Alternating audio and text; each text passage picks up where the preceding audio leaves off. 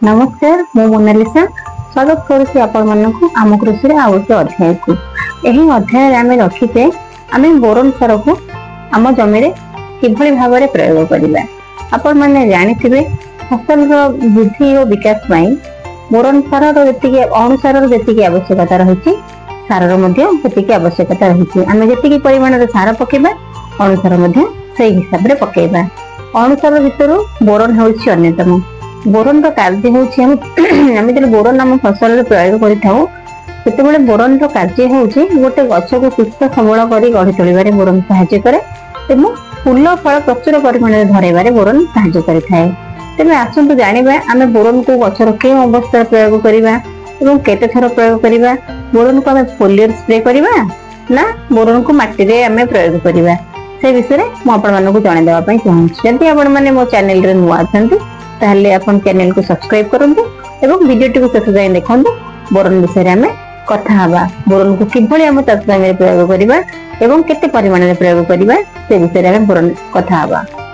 आम देखिया गले प्रत्येक फसल रे आम जेकोसी चाष करू धान मुग बिरी पनीपरिया जहाँ भी चाष करूछु प्रत्येक फसल बोरन आवश्यकता रही। बोरन जो आम प्रयोग करवा बोरन जो प्रयोग करवा बोरन आम गछरे थिबा गोटे जीवकोष गछरे थिबा जीवकोष को मजबूत करी गढ़िबारे बोरन सहायता करे। एहा द्वारा आम गछर जो अगपत्र सठिक भाव में खाद्य ग्रहण करी गछर चारिआडू को सेटा स्प्रेड करथाय। गछर एहा चारिआडू को स्प्रेड करबा द्वारा गछटी हुष्टपुष्ट होई बढ़ी उठे एवं गछरे फूल अधिक होइथाय फल मध्य अधिक होइथाय फलर मान अधिक होता है और अमल बहुत परिमाण में बढ़ी जाए जो फूलटी अधिक आस फूल झड़बनी फल अधिक आसिले फल अधिक परिमाण में हम एवं फल अधिक परिमाण हेले माने आम चाषीटी अधिक अमल पाइब।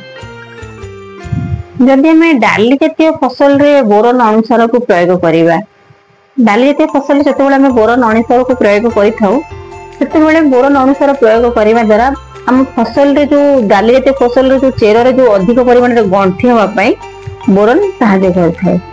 ए बोरन एमिति देखिए गले बोरन टी गोटे फल को गोटे फलटी जो आम फसल रे बोरन पकाऊ बहुत भल फल आसी थाए फलर मान वृद्धि होता है एवं फसल अमल वृद्धि करिबारे बोरन गोटे महत्वपूर्ण भूमिका रही। अत्यधिक तापमात्रा फल गछरे आमर हेतिबा फूल कसी सब झड़ी पड़े एवं जितेबाला आम माटी जैविक खत किसी प्रयोग करन थाउ माटी रे अधिक अम्लता देखा गले बोरन अभाव होता है।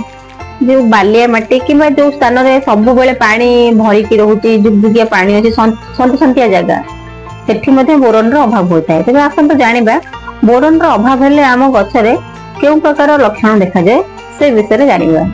खरा दिन शीत दिन जिते बाष्पीय प्रक्रिया कम हो जाए से जमी बोरन अभाव देखा जाए।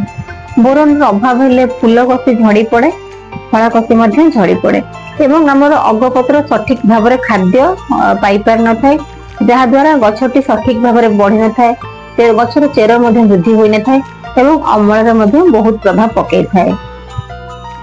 बोरन अनुसार जो अभाव देखा जाए जमीती कि आम अभाव देखा गला केमती जानिबा धरा जाऊ सजना गछर आपनकर बहुत फूल होइछि जदि बोरन अनुसार अभाव हुए सजना गछर फूल कसी सब झड़ी पड़े एवं नड़िया गछर गेटवा बहुत समय चाषी मान कंप्लेन आसुछि कि माने कहती आज्ञा नड़िया गछर गेटवा गुड़ा कहीं झड़ी पड़ू से जानवे बोरन अभाव अच्छी।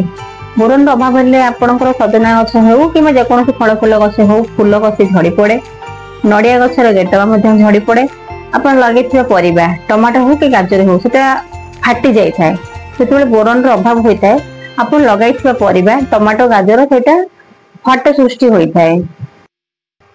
जदि बोरन अनुसार अभाव है आम कौन पदक्षेप नवा किभली भाव में आम फसल रे बोरन को प्रयोग करवा कौन आम को उचित पदक्षेप नवा जहाँद्वारा कि आम फसल रे बोरन अभाव को पूरण कर जिते आम जैविक खतर परिमाण खूब कम करदे कि टोटाल जैविक खत देना आम जमी से आम जमी बोरन अभाव हुए तेणुक बोरन से आवश्यकता पूरण करने आमको आम जमी जैविक खत किसी प्रयोग करने पड़ो। अच्छा आम जब आम मन गोटे प्रश्न माने आम बोरन को माटी प्रयोग करवा ना ताको स्प्रे करवा माटी रे प्रयोग करबा अपेक्षा जदि आमे बोरन को स्प्रे करबा ताले गछ खूब शीघ्र याको ग्रहण करिथाय। जेतले आमे स्प्रे करबा माटी रे प्रयोग करबा अपेक्षा आमे स्प्रे करू गछ खूब शीघ्र याको ग्रहण करिथाय। आसंतु जानिबा आमे केते परिमाण रे बोरन को माटी रे जदि प्रयोग करबा केते परिमाण रे ताको प्रयोग करबा किबा केते स्प्रे करबा केते परिमाण रे स्प्रे करबा एवं केउ अवस्था रे स्प्रे करबा। जदि हम बोरन को माटी रे प्रयोग करबा ताले मूल सार सहित आपण जो मूल सार यूज करछन्ते मूल सार सहित 4 केजी बोरन ताको मिक्स करके सेटा आपण गोटे एकर को 4 केजी बोरन सार आपण मूल सार सहित मिसै के स्प्रे करिवे। जदि आपण सेटा आपण फोलियो रे स्प्रे करछन्ते ताहले आपण कोन करिवे जदि आपण बोरन को स्प्रे करूछन्ते ताहले आपण केते परिमाण रे बोरन पकेबे। जदि आपण बोरन को स्प्रे करछन्ते ताहले 1 लीटर पानी रे 1 ग्राम बोरन पकेबे फोलियो रे स्प्रे करिवे। माने फूल आसीबा को थिबो किछि दिन आपण बोरन स्प्रे करिवे एवं फूल आसी सारथिबो फूल आसीबार 15 दिन परे पुणी आउ थरे गोटे फोलियो रे स्प्रे करिवे।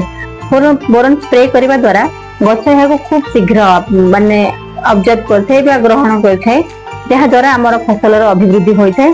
फूल फळ कसी झड़ी न थाय एवं फळर मान मध्ये वृद्धि होइथाय। स्वाद एवं रंगर मध्ये फरक आसीथाय एवं यहा द्वारा हम चासी भाईटी लाभवान होइथाय। यदि ए वीडियोटी आपण मानन को भल लागिला ताहले आपण वीडियोटी को लाइक करिवे। यदि चैनल रे नुआ अछंती सब्सक्राइब करिवे एवं शेयर करिवे। नमस्कार।